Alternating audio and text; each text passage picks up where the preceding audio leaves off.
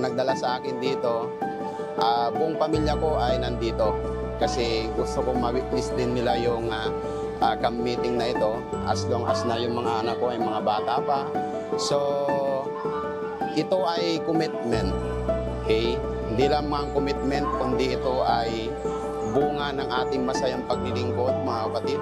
At sana patuloy natin suportahan ang gawain po ng ating Central Luzon Provinces Mission.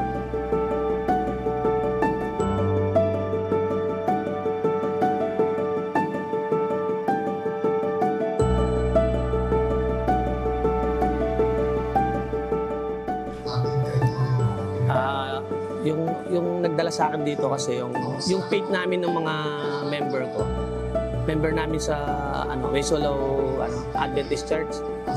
Tapos siyempre yung mga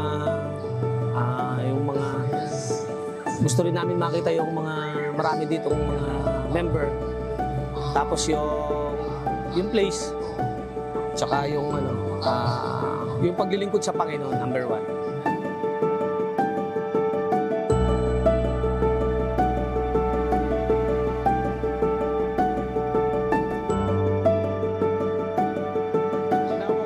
Ng ating Panginoon isang opportunity na tayo po ay binigyan ng pagkakataon na maging katiwala ng ating Panginoon.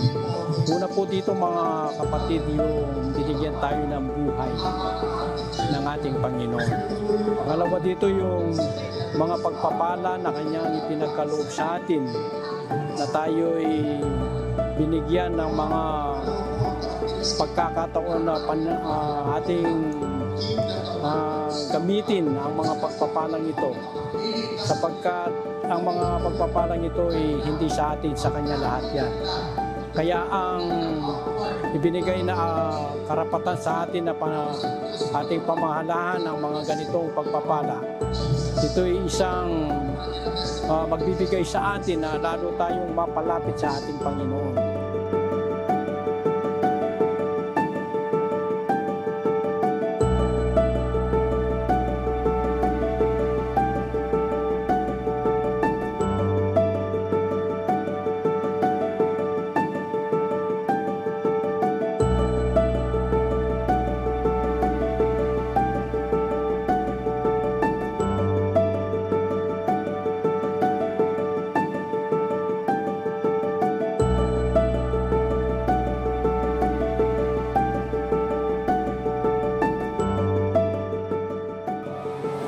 Sa simula ng ang Central Luzon Provinces Mission ay maitatag, ay binuo na po namin ang direksyon na ang mga kapatid ay mag-alap ang spirito ng pagiging misyonero dito po sa ating teritoryo. Kaya ang ating pong misyon ay naglayo na sa kalahating ng taon na ito ay magdaos tayo ng camp meeting upang ating balikan ang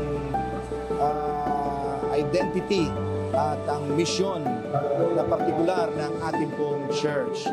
Ito po ang layunin kung bakit po tayo nagkandak ng camp meeting upang tipunin ang lahat ng mga kapatid at ibalik sa atin ang mga alaala at ang diwa ng pagiging Adventista del Séptimo Día na makilala na meron tayong pagkakilanlan at ang ating misyon ay ating suportahan.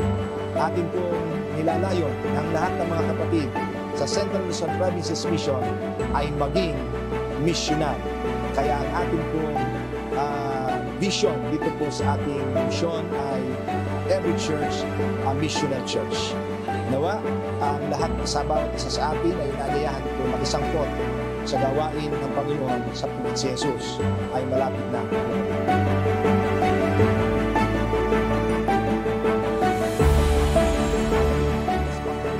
By the life of Jesus, lagi niyo tingnan ang buhay ng Panginoon sa Kristo at tignan niyo rin yung mga bunga ng mga taong nagpasakop sa ating Panginoon sa Kristo na nagtapat. Lahat sila ay naging mabunga, lahat sila ay nakaakay ng maraming mga kaluluwa at gaano kaliit ang ating gawin. Kung tapat natin itong gagawin, magbubunga ito kahit hindi natin alam. Puspusin naman kayo ng Panginoon Espiritu.